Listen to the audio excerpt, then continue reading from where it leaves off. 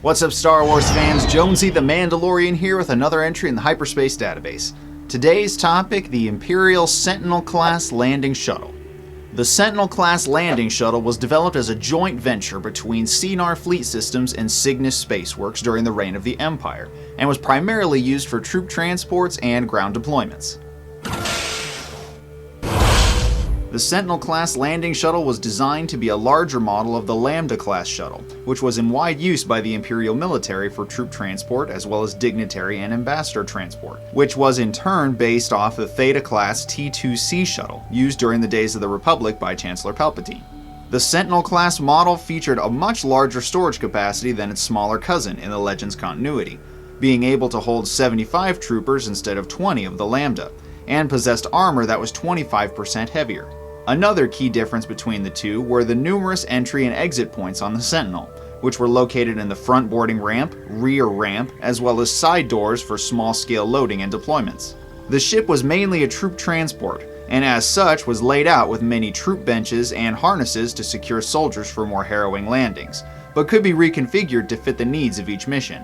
Sometimes the craft was required to transport mobile tank units, like the TIE Mauler vehicles for ground deployment, or would often carry many of the standard 74Z model of speeder bikes, as seen in Return of the Jedi. One interesting variant of the Sentinel shuttle was the Imperial Loader shuttle, which was configured to allow it to carry vehicle cargo pods, which often held ground vehicles like the AT-ST and sometimes AT-ATs. After the Clone Wars, the Empire went away from the land-capable warships like the Acclamator-class assault ship and focused more on orbital superiority with its new Star Destroyers. This created a need for troops to be ferried to the surface for ground invasions and other land missions. The Sentinel-class landing shuttle filled that need by being able to hold large amounts of personnel and cargo, while still being maneuverable and versatile in its role. Because of the popularity of the ship, the Sentinel-class shuttle is seen in many different Star Wars projects, and functions as a main force of deployment for Imperial units to the battlefield. It is seen in the Rogue Squadron video games, deploying AT-ST units on Hoth and other planets, deploying strike teams to destroy the rebel ship the Nona, as well as deploying troops to capture rebel-held bases, like on Yavin 4 after the destruction of the Death Star.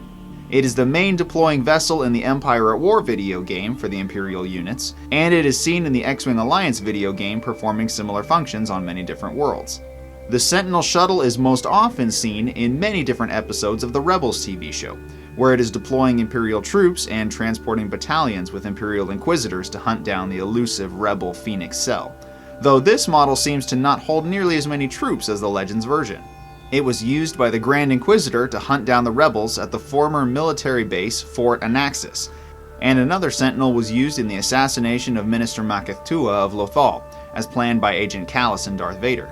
Many other Sentinel shuttles were used by Imperial High Command, such as Grand Admiral Thrawn and Governor Price and several other high-ranking dignitaries. One such Sentinel shuttle, the Lagos, was stolen by the rebels and used to infiltrate an Imperial communication ship to gain intelligence on captured rebel leaders' whereabouts.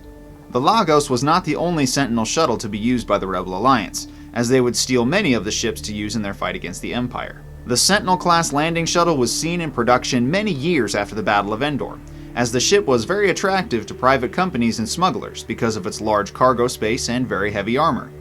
Interestingly, the New Republic developed their own version of the Sentinel called the Bantha-class assault shuttle, which was an even heavier armored version of the famous shuttle, though it bore little resemblance to the Sentinel in body style. One Imperial Sentinel shuttle, called the Newer, was used by Rowan Fell's Empire as late as 139 years after the Battle of Yavin to evacuate Imperial Knights from the floating world of Mala. Whether it was in service to the Empire, the Rebel Alliance, or the many other factions that made use of the heavily armored transport, the Sentinel-class shuttle was the go-to landing craft for major troop deployments and supply runs because of its heavy shields and large cargo capacity, as well as being fairly maneuverable and dangerously well armed for a ship of its size and function.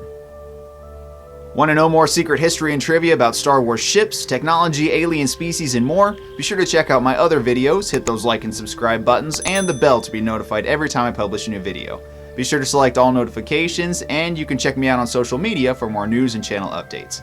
If you like what I do on the show, consider heading over to my Patreon page to support me there as well. Let me know in the comments what you thought of this and just chat with me, because I love talking to you guys. Thank you so much for your support and for watching. We'll see you in the next episode.